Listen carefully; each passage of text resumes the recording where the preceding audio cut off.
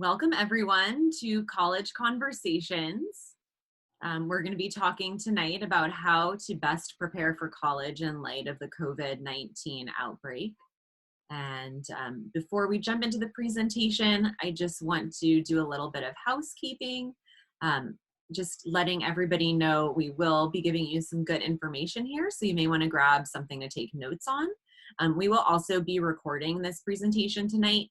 So if you want to just watch and interact with us here, feel free, and you'll get a recording emailed out tomorrow. And lastly, as far as interacting with us, you can use the chat feature to add your questions, and we'll be doing Q&A at the end. So thank you for joining us, and we're gonna jump on in here. So I am Megan Trezza. I'm the founder and CEO of La Jolla Learning Works. And I'm really excited to have Regina Gerrato Greenhaus with us this evening for our webinar, College Conversation. Nice to see you again, Megan. So Always a lot has changed, I would say, since we first met back in December, in January, in the beginning of the year. It's just hard to imagine. That is for sure. We really did not foresee this coming, and I know in our last conversations about how students were preparing for college and test prep and all of that, it was a whole different landscape we were talking about, and Right. we've all had to now pivot abruptly and shift to working and learning, doing school from home. It's a whole new world. Fortunately for us, I'm extremely grateful that La Jolla Learning Works, we were had already tapped into the online tutoring, and we've had some families that would work with us during the summertime and go back home somewhere else, and so we had done virtual tutoring, and for us it wasn't too bad of a switch, and we've had really good feedback. So students are doing their sessions and keeping up with their work, and so far so good. I know that you've also been kind of already in that working from home, doing remote work setup. So how's it been for you? It's been pretty seamless, pretty good. I mean, if you would have asked me this 5 years ago, I would have said, no, I can't see myself doing this. But then about 2 years ago, I started to work with a couple of out-of-state students virtually. And then a few of my students, even that live locally, were busy with sports practices or something else. And I said, hey, let's just do a session by Zoom. So I got comfortable with the technology, and I'm glad that I did, because now it's been pretty seamless for me. That's So tell me, what have you been seeing with high school students? Are families starting to feel more on track in terms of how to get focused, or are things still a little difficult? Yeah, I mean, I think it's really all across the board right now. So, we've seen everything from, the private schools, which were able to make a really quick transition, and it was pretty seamless, from the day the shelter in place order came out. They pretty much had, everything up and running for students the next day. It was like, okay, come back Monday, and instead of coming to school, you're going to just log in online from home. And they've had, whether it's they have to kind of adapt for the online setup. You can't keep kids sitting and staring at the screen all day straight, but they're basically still getting the same amount of teacher FaceTime and getting the opportunity to interact with peers. So that's what I've seen at private schools. And then public schools, I have to say, is really all across the board, from everything from barely getting any teacher FaceTime or live instruction time, now with, pass, no pass classes, things are kind of, changed as far as expectations. So, kids might not even be getting that much and, material even to work with on their own. So yeah, it really is very different. And I know, a lot of families that we've talked to are wondering what that means for their kids as far as their college preparations, because, a lot of these kids have been working really hard at school with, some big goals, and they do want to keep on track, and, they're worried about what this means for them, going forward. So Yeah, it's definitely been tough for some kids to find their way, especially those with less instruction. The COVID has really thrown us all for a loop. But there are things that we can do to get on track. And I want to try and provide that information tonight and even try and provide those resources.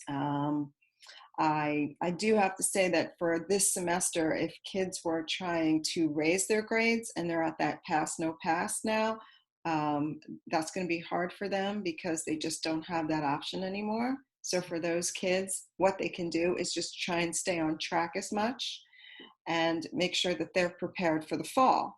So for some of them, that might mean doing some tutoring in the summer or even taking a class in the summer for credit. We're going to talk a little bit about more of that, more of those kids more in depth and what their choices are. But for me, I feel like I have a pretty strong plan for the students that I'm working with and what they should be focused on. So I want to share, my ideas and my plans with all of our listeners here today. I wanted to know a little bit more about some of the struggles that kids are having. What are they doing? I know that La Jolla Learning Works offers test prep. I know it's been hard for them to keep up with their schoolwork, and some of them have said, I'm not able to prepare for a test and keep up with school at the same time, so I have to take a short, a pause a little bit on that. Where have your students been in terms of test prep? So, and the students that we had doing test prep are continuing, and I've been, you know, I know you and I talked, and I reached out to you initially because when I heard that the UC schools were going to be going, test neutral, test optional for this coming year, and then CSU's, followed quickly after that. I wasn't sure, should we continue doing SAT, ACT prep for students, and then your answer to me, which I know you're going to get into more here tonight, was, they should stay on track. And that's what we've seen Yes, students doing, and continue. staying on track. And I think that, might be a small silver lining of the situation that, kids have more time on their hands right now. And so, they don't have to be in the car driving to school. They're not going to practices after school. They have less class time. So I think, really a lot of the stress and the pressure has been eased off of students who were feeling that burden before. Yes, yes. Well, the spring test dates have been canceled, which I think everyone knows. SAT for June has also been canceled. ACT is still on, I believe, but I have a feeling that that may also be canceled. We don't know right now. AP tests are online. So much has changed as I'm thinking about it, and I'm saying this to myself. If you're a student, I'm sure you're overwhelmed in some ways. I get the feeling also that the tests are going to have to prepare possibly for the fall to be given online because they're given obviously in high school settings. And if those high schools are not open, there won't be a testing site for them. So I think they are prepared for that. That's good to know. Yeah. So, I mean, for students, I mean, like you asked me, the students that we have that are preparing, um, they're continuing to prepare. But what's your take on that? What does that mean for students that had been planning to take a test that was canceled? Right. Well, I mean, it means we have to pivot. What I've told my students, I've said is, so the test is not on this date. It's going to be pushed further out, which means you have more time to take the test, right? So Mhm. you should continue to study. It's just like when your teacher says, here's the test date, we've canceled it, we're moving it. That doesn't mean you shouldn't study. It means you have a little bit more time to study. So it also means to set priorities.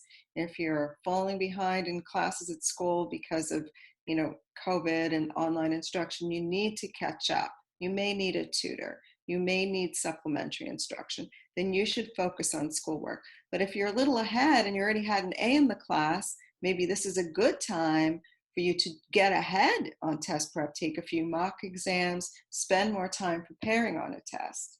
So another thing I want people to know is even though the UC schools have said the test is, we'll accept your application without the test, which means they have suspended the requirements. That's the language they've used. They're suspending the requirements. It doesn't mean they won't take the test. I've had some great test takers this year who I've been meeting with initially for college consults, and they've said, oh, so they're not going to take my scores. Mm, No, they are going to take your scores, and they will use them in the evaluation if you have them.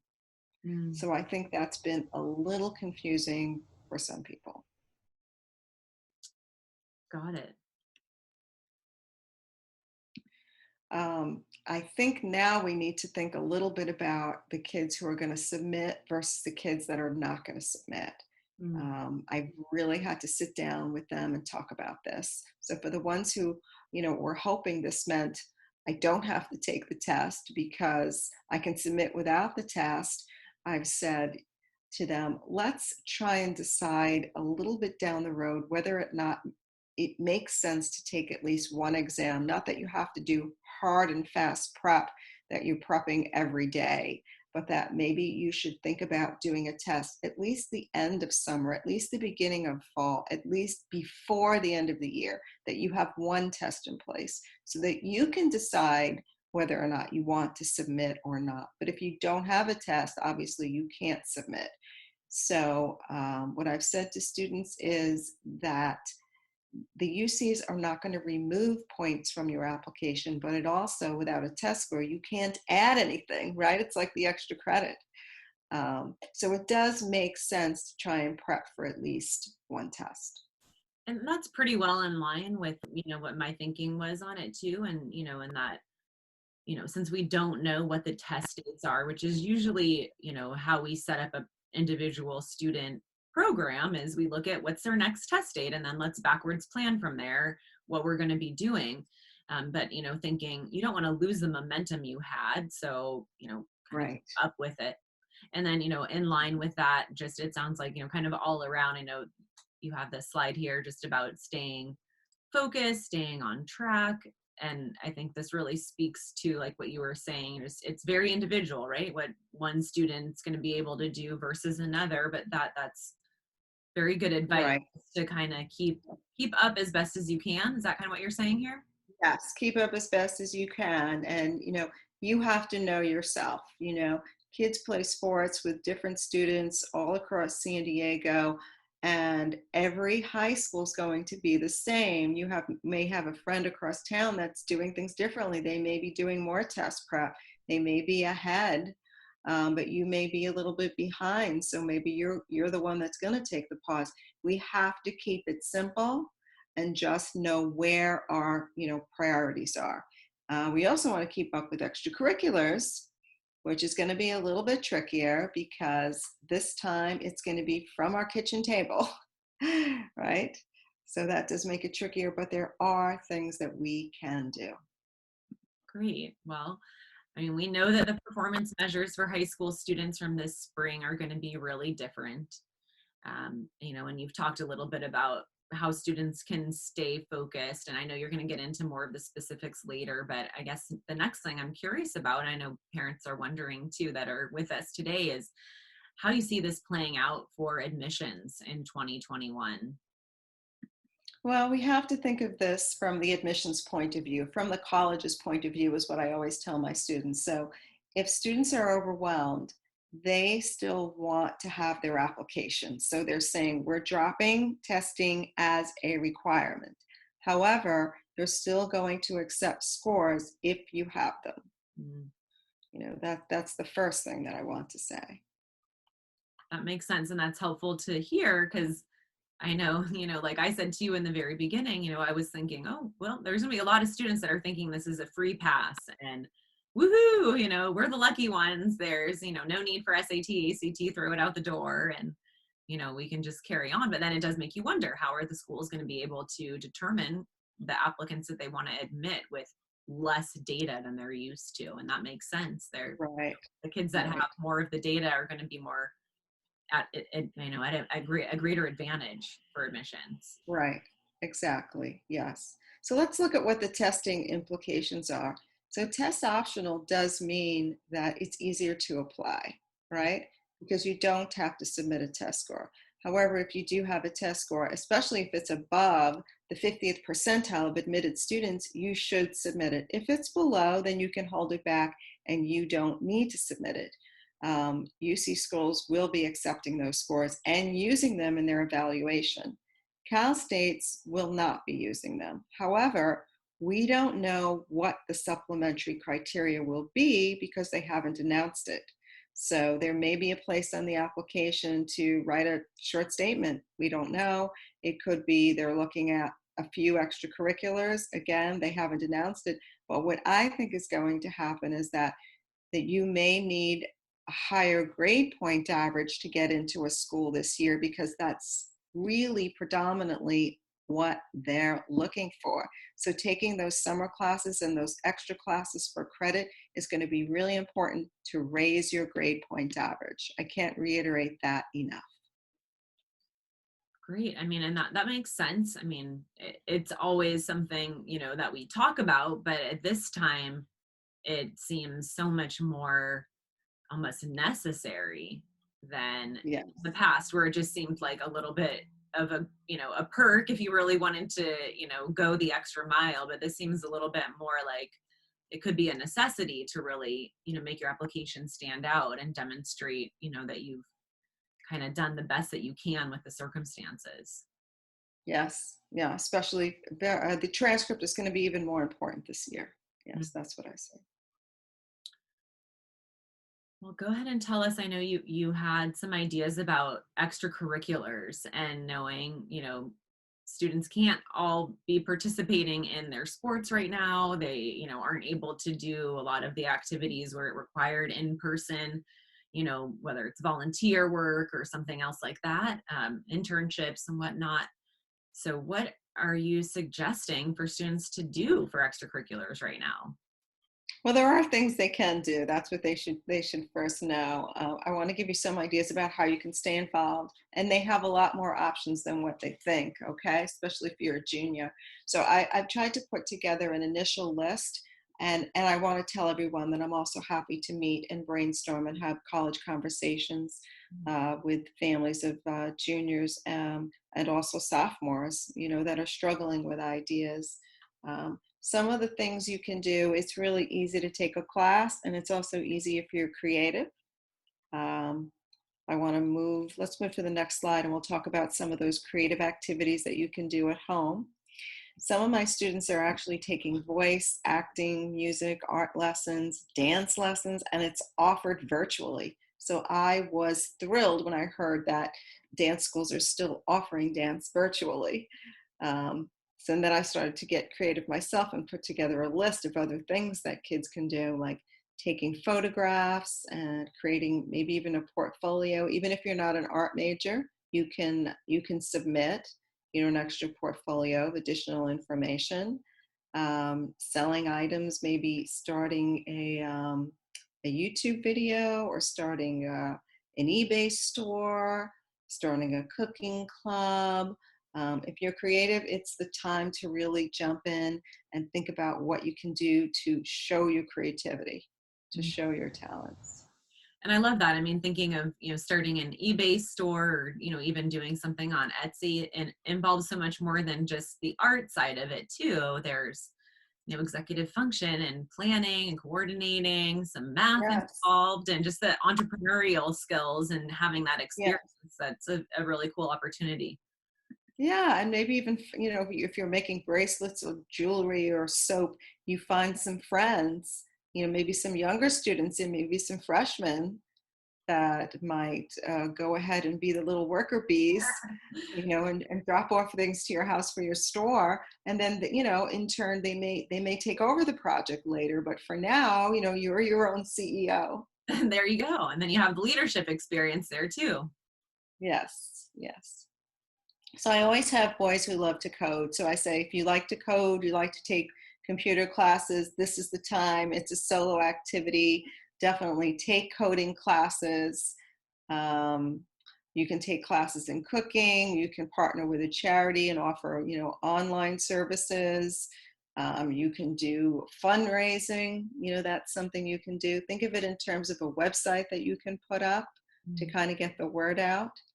But if you like to take computer classes, this is absolutely the time, and lots of resources for you to go ahead and do that. Yep, absolutely.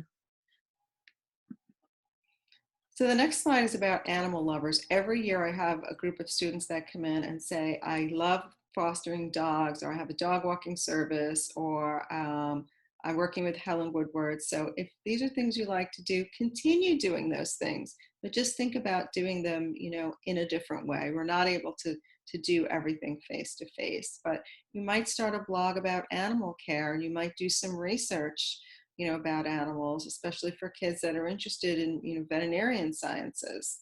Maybe you might gather food, to donate, to a charity, and you might get your neighbors to help you with this. So there's more than one way to, demonstrate those interests. So leadership is something that's, some kids do struggle with. If you're playing a sport and you're the captain, that's easy. If you're involved with drama in school, you can always take a leadership role in a school activity. If you're, in a club for a number of years, usually the leadership is passed to you in junior and senior year. But now, again, we're going to have to look for leadership in different places. So what I say is, if you are good at a subject, offer to tutor younger kids, neighbors, friends, people at your church. That's one way to show leadership. If you want to do some volunteer work, it might take a little legwork. You might have to send some emails out to some local nonprofits and see if they may need your skills maybe sometime in the summer, especially if you have skills in social media or graphic design, those kinds of things. If you like to drive and do things for people, you might even start. Lots of people need help with groceries this year. So that's, also something else you can start. And if you like technology, we always know that seniors are always interested in learning, especially simple things like Facebook and how to use an iPad, because they need to keep in contact with their grandchildren and their kids. So these are all valuable things that you can do. You know what your skills are, you know who you are, and I would say just start where you are now, and have a couple of ideas and put them into practice. Good advice. Okay, every year I have kids who are sports enthusiasts. They play for a team or they just love watching sports. So I've tried to think of creative ways for them to continue their interests. So one thing I say they can do is make a video about working out, especially if they're hoping to continue to play, even if it's tennis or a solo sport. Make a video about working out and how to get ready. They might even make a video and share it with some middle school teams because they're already on a varsity team. So they may talk to, coaching, you're coaching younger kids about how do I, get involved at a team in high school later on. They can do research, they can start a blog. They can also do data sciences, which, it's really good for kids who like statistics. You talk about the college teams, the pro teams, you can rank them, put up a database, kids really love that kind of thing.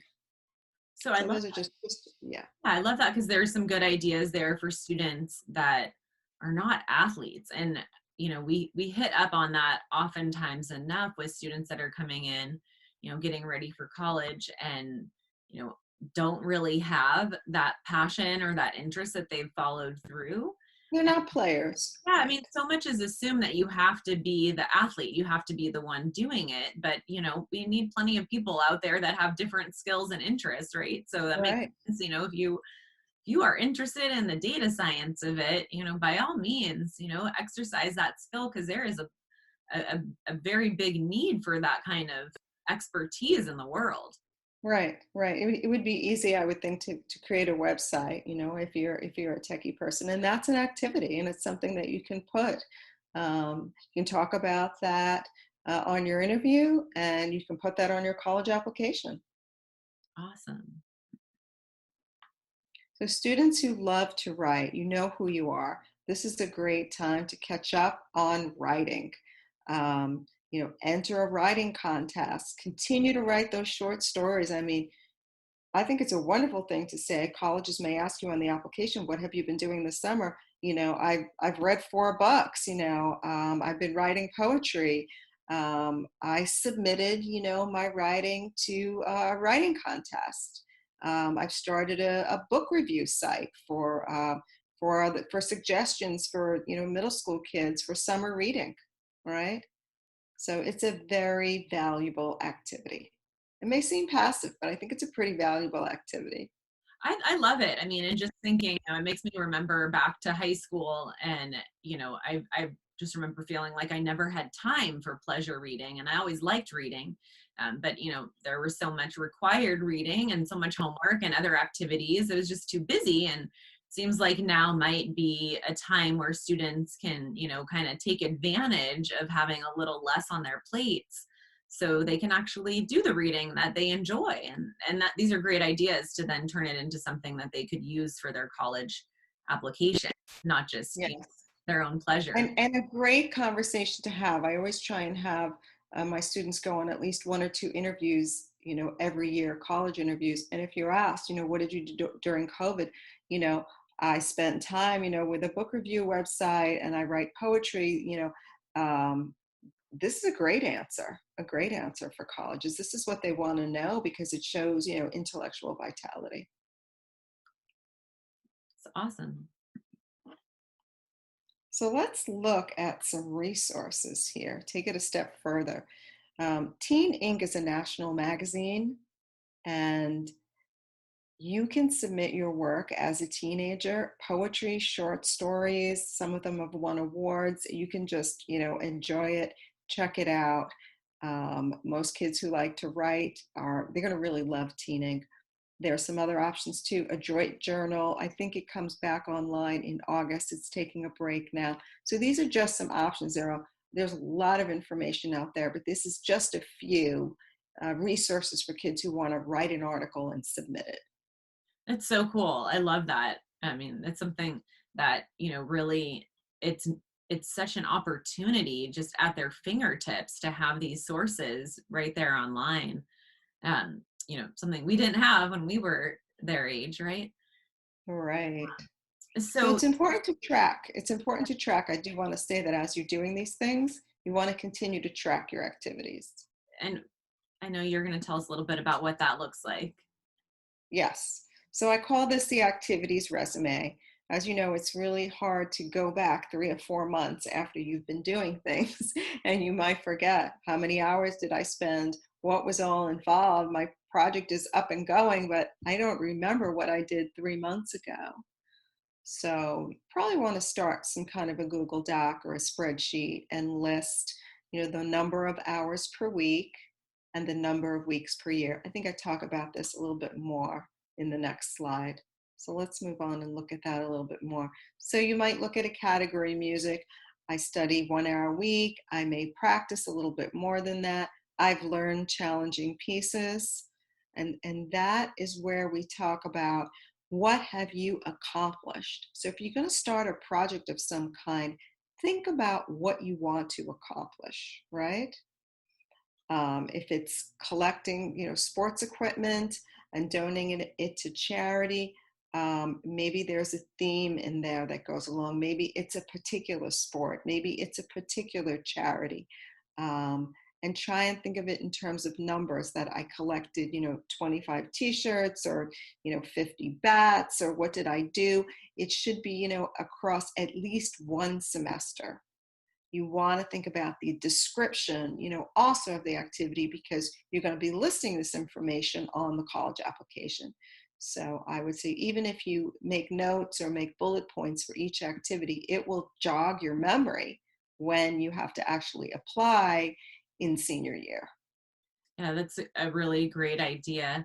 I mean, do you have a suggestion of, like what makes an activity? Is there an amount of time or, something that would make it worthy of the college resume? I would say you need to be doing the activity for at least one semester, either spring, fall, preferably all year, but spring or fall or summer. Mhm. And if it's summer, then you probably want to spend at least 2 hours a week, but you've done the activity at least, 25 or 30 hours. But even if the activity has been shorter, we really want to look at what have you accomplished in that time? What has been the end result? Did I raise a certain amount of money? Did I learn more of a challenging piece of music? Did I collect a certain amount of equipment? Um, did I maybe I recruited, 10 volunteers to work with me. So what was the outcome of what you accomplished? Yeah, that's great. I mean, and also just thinking if it's something that you might be working on that's a one-time event, there's going to be a lot of lead up to that and, logistics and coordination. So, all of the activity Right, that you're doing, it makes so much sense. Like you're not going to remember right, all of that later on. You want to document right. it as you go. Yes. Think about getting other people involved, to make it a bigger activity, especially if it's a one-time event, to try and get your friends involved. The act of you're going to be talking to them on the phone or, sending emails back and forth. The organizing piece is going to be pretty important. Try and document all of those activities and how much time it took, right? Because colleges are looking for kids to put projects together. So if you're doing it in high school, it kind of shows them this is someone who can be a leader on our campus. So, that's what you're demonstrating to them. Well, I'll tell you, as a CEO, that sounds pretty good for a job applicant too. Yes, yes, you're the CEO. Well, let's look at what colleges are actually going to be looking for in students. So always grades in challenging classes, an upward trend, demonstrating some kind of talent or skill, and that volunteer work, which means giving back. I mean, they really want kids who are self-starters, who are creative, who, add to the conversation, and they want kids who are, engaged in their community. Hmm, makes sense.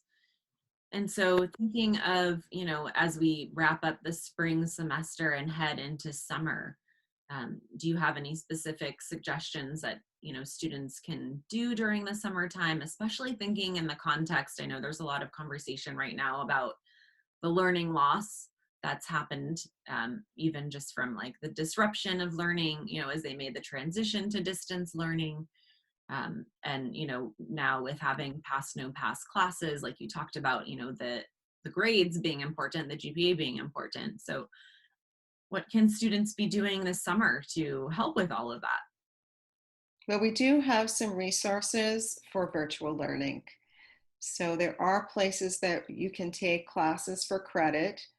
Fortunately, San Diego kids have, a lot of options for where they can take these classes. The community college is one place, but what happens with community colleges, they're a little bit off track in terms of when high school kids are finishing up. So there's not a lot of flexibility. So it doesn't always work. If it works, great. But even if it's online, it may not work. They may still be finishing high school classes at the same time when those classes are starting. Now, High Bluff Infusion, UC Scout is online. And you just recently told me that La Jolla Learning Works has some great options for kids to do online classes for credit. Yeah, So this is exactly what we're looking for. We're looking for classes for credit. Either it goes on your transcript or you get a transcript that you can send in addition to your high school transcript. And it's treated the same as long as you have a grade. yeah. I will tell you more about that. We're really excited to have that. And we still have, of course, the one-on-one tutoring and the test preparation that's now virtual, and happy to help any students, get started with SAT or ACT prep, especially if they, want to kind of keep up with momentum where they were planning to take a test and don't want to lose that momentum where they were already working towards it. But yeah, these courses for credit are really fantastic. We just really started implementing this at the beginning of this year. So it was kind of perfect timing with everything here. It's based on curriculum that's available online. And we have a broad range of courses that we can offer. And basically what it is the curriculum is now paired with one of our educational coaches to be the facilitator for the student. So, knowing, kids need a little bit of guidance and they usually have questions and need some feedback as they work through course material. We provide them with then the one-on-one sessions, and then they're able to do the follow-up and the homework on their own. And so, there's access to pretty much, you can see like pretty much all of the core classes in grades 6 through 12. There are some foreign language courses also. I know Spanish, French, It just depends on where our instructors are with that. I know we have somebody who can do Spanish right now, but that's a little more limited for us. The rest of the core classes just fits very naturally with the skills of our instructors. And then the AP courses, we have a wide range too of AP courses. So if students want to do a summer school class and do the AP course, calculus, biology, you can see the full list here, maybe something that just comes up as an interest for them, or they want to, add that GPA booster for it. So those are all available now with distance learning with La Jolla Learning Works. And this is also for credit recovery, yes? Yes, this works. We actually started it originally as credit recovery, and then, are offering it now as just the courses for credit as well. So for enrichment, they can take these classes for enrichment. Absolutely. Okay. And now when do they actually start? Because some online platforms have, definite dates. Are they flexible? These are flexible, yeah. So students can start whenever they want, and then they get access for a certain period of time to complete the course. And it basically, I think it's like 6 months to a year, depending on how they set it up. If they choose to do, like a semester long class, or doing it as like the full year long class. And it does depend on the school, as far as the high school, I should say, as far as accepting these as credits for replacement of high school classes. And we've been reaching out and have had a hard time. I'm sure makes sense given the circumstances. We haven't really heard back from a lot of the districts about if they're going to be changing any requirements, because some school districts have just said that they won't accept credits from other places before, but any school, any high school that would accept credits from like a Fusion or a High Bluff would accept these. And I think we'll again, it's something uncertain. We'll see what happens. I think schools and districts are going to have to be flexible with kids going back, knowing that we're all in the same boat together with this. Yes, yes. Well, that's great to know, and it's a wonderful resource. I'm so happy to know about this. Thanks. I'm really excited about it too. Well, let's look at the courses offered at Coursera. These courses are definitely enrichment courses. Some of them could be ranging from 5 hours, 10 hours. You can pair them up with other similar courses that are, could be 20 hours. They're very relaxed courses. They're online courses. There's an introductory level for high school students, even grades 9 and 10. There's an intermediate level, and then there's an advanced level for adults also. And many of them are put out and sponsored by well-known universities. So classes in computer science, business, data sciences, graphic arts, these are just a few, but many, many areas for kids to choose. So I'm recommending that kids take at least one, short enrichment class, and that these can be, done in a month, and maybe pair that with an opportunity or a project. So if you're interested in a photography project, you might take a class, in digital arts, and then go off and do a photography portfolio. So that's just one example. And I love that, because this is also a really good opportunity for students to explore something that, might be an interest for a college major or for a career, and get a little taste of what it's really like before they're committing to that, that track. That major, right? And then they can go deeper in the subject if they like the first class. Yeah, that's so cool. I love it. I know I've looked at courses at Coursera too, so some of the parents who are with us tonight, they may be interested in checking it out too. They really do have some really, cool classes if you want to explore something just for your own interest, or just for fun. Development. Yeah. Yeah. Okay. Well, we've talked about a lot of different things tonight, so we don't want to get too overwhelmed. So let's try and keep it simple. You want to have some activities. We've given lots of choices. They should definitely align with what your interests are, or maybe even your college major. You want to continue to document what you've been doing and update your resume, and show colleges that you've been creative, you've been active, you've been reading, you've been keeping up to date with things, and you want to help others, and hopefully you want to do some volunteer work, and you'll find a way to do that to help others during this time.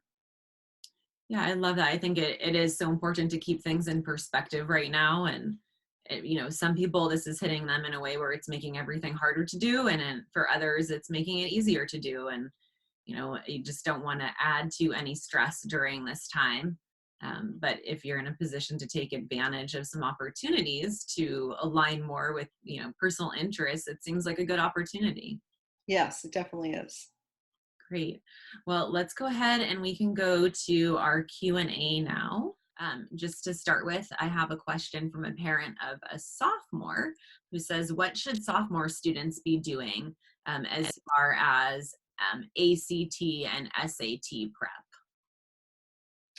Well, I do have some sophomores that actually are ready academically to start thinking maybe late summer of really taking at least a mock exam for either SAT or ACT, and then maybe planning for that in the fall. That's one thing that they can be doing. And of course, they can start at any time with their extracurriculars. Perfect. And I guess, thinking of, again, the level of uncertainty we have here, sophomores, may have a year next year that's thrown off too. So I think that's good to be thinking ahead. Another parent is asking about testing, and I'm curious to get your take on this, and then I'll give my 2 cents too. But asking, is it better to take the SAT or the ACT if you could only take one? So I'm curious, Gina, what your take is on that as far as just this current situation. And, if you've seen one of the test makers seem to be more prepared for going virtual with the test, or if one, I don't know, maybe easier for colleges to use. What's your take given the situation right now on that? I have not seen colleges prefer one test over the other. I have kids get into, Ivy League schools, UC schools, sometimes with SAT and sometimes with ACT. So I honestly do not think that matters. A good score is a good score. I do think you should do a mock exam and figure out which test is best for you. But even if you were preparing, I believe it's for the SAT and you changed over, I don't think it would be lost time of preparation. Now, maybe you can answer that more since you've administered the test and you do tutoring. Yeah, so it sounds like, just to back up for a sec, that as far as, which test company, College Board or ACT is, more prepared to handle students going forward, is the feeling you get that they're kind of both in line with going, to offer these tests from home? I think they're both in line to offer these tests from home. And the answer is more information to come. Yeah. So Yeah. yeah. So yeah, and as far as, thinking of it as an individual basis, we definitely suggest for students to take a mock exam of each test. If they've taken PSAT, that usually will give them enough information for, how they do on an SAT, and, kind of how they like it, as a format. And then they can compare that to a mock ACT test. And then we kind of go from the numbers, and we can look at conversion tables and just see, how the scores line up on those 2 different tests, and just go straight from the data. But sometimes students get a feel for it, and they take one test and they go, ooh, I really don't like this one. And they take the other one and they go, okay, I might not love it, but this one feels better for me. So I think it is more individual. And if, you have a student that wants to get started on some prep and is not sure of what to do, we can definitely give them a mock exam that they can do from home right now. And then they can figure out from there, and we can, work with them and work with you and help figure out which test, has the best results and which one we should use going forward. Right. So, there's another question that came in here on the SAT, ACT, and that is one test heavy in one area versus another? For example, is one heavier in writing or math? And I will say what we typically recommend. So the ACT has a section that they call science. And so for some students that are not science inclined, that is intimidating. They are, pretty much in line as far as, math and writing and reading. Although we have found that SAT seems to be a little higher level and just having a little greater volume of reading. So for our students that have learning disabilities that affect language skills, we typically, point them in the direction of the ACT, and that ends up being a better test for them as a fit. I don't know if you have anything else to add on that. I would definitely agree with that. Yeah, most of the kids I've worked with do take the ACT. I have some that take the SAT, but they've already usually taken it once by the time I see them. And occasionally we'll do a mock, and some kids will switch over if they're looking at the charts and seeing they score higher here. But definitely with my kids with learning issues, it's usually the ACT. Yeah. And then here's another question. A lot of volunteer opportunities require people to be 18. Any advice on how to find opportunities for a 16 or 17-year-old? Well, right now, since everything is virtual, we're not specifically looking at those charities anymore, like, because you can't go in person and do all that volunteer work that you could previously do. So I think kids are gonna have to create their own projects. So I would always recommend to take a course. Take a course for credit for enrichment. And if you don't want to do a course for credit, then do a course at a place like Coursera. In addition to Coursera, there are other places you can do, but definitely put a project together. I would strongly recommend that. Um, or have a mentor. Maybe you want to take art classes or do something creative, but definitely put a project together. Or if it's computers, maybe there are some enrichment classes for computers. Um, but I've been trying to help students to find some, charities where they actually could look for internships, and it's been pretty challenging, to be honest. Some of them have said we're on hiatus for a month, check back with us. And some of them are just not operating. They're on a really small budget, so it's going to be from place to place, and it's a good idea to just put feelers out there. I recommend people looking at Volunteer Match. Mm. That's a great place. Some of it is now virtual online. Send out some emails and see what comes back. But really, putting those projects together yourself and trying to find other friends to do this kind of thing, even if it's just, putting up a website, that would be your best bet right now until we know more about midsummer to maybe even the fall. That's great. I mean, and just thinking about that, I think there's probably just an added bonus during this time, knowing that, the students that actually, are able to take some initiative now and do something creative, it's really going to stand out. And that kind of feeds into the next question here too. Um, the question is, will you encourage or discourage writing about the COVID experience for the Common App essay? And I think that that's kind of leaning on, is that going to be too generic with everybody writing about it? Or um, what's your take on that, Gina? Well, it's a little early to tell right now. From what I've heard, um, I believe there may be a question on the application about what did you do during this time or how did this affect you? Mm. I don't really know what the actual question will be, but that very well may be a question.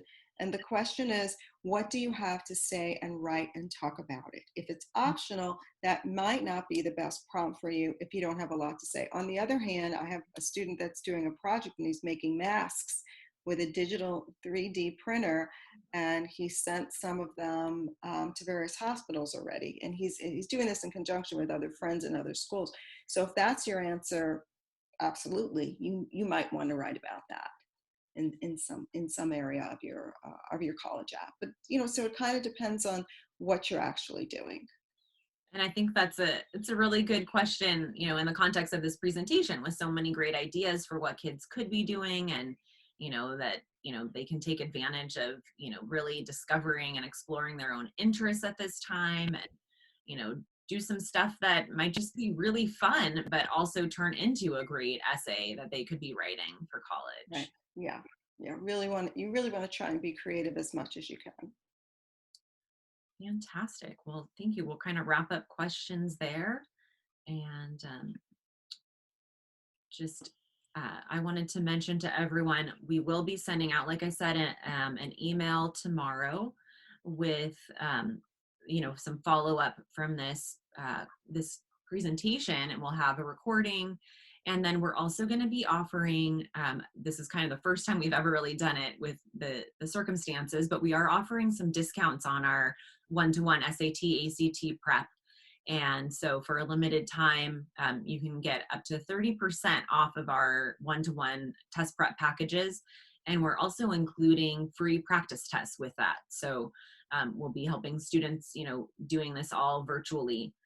But it is, really personalized approach and, helping students pinpoint their specific areas, both on like a skill level and a test taking strategy level. So what's always great with our test prep is that students also make improvements in just their coursework through school because they're working on the skills that, they're, also doing for, high school math and, high school English and all of that stuff too. So that will be in our email. And then Gina, I know you have something you wanted to share with everyone too. Yes, I'll definitely be offering a free 30-minute consultations for sophomores or juniors now that are looking for college advising. Awesome. And so at this point, we are going to wrap up unless there's any final questions. We do I have somebody who said their one-on-one test prep really helped their daughter, which is awesome to hear. Thank you for sharing. And will you be giving discounts to prior students? At this point, we're not giving any refunds to students. This is really for just helping the families that are, maybe a little bit reluctant to jump into the virtual sessions. But if you're looking to add on additional sessions, then we'll be happy to honor that discount for you. So hope everyone got some good information out of this tonight. And when you get this email tomorrow, if you have other friends that weren't able to make it or didn't know about it, and you feel like they would benefit from the information, feel free to share. We're really just out there right now to be a resource and to help everybody out, and hope that we can lessen the impact of the situation, the negative impact of the situation, and really turn it into some opportunities for students and their families, and just really making the most of it. So Gina, I want to thank you for your time. Thank you so much. This Well, was a thanks for really, having me. Always a pleasure. yeah, it was wonderful. Well, good night, everyone, and thank you so much for joining us. Night, everyone.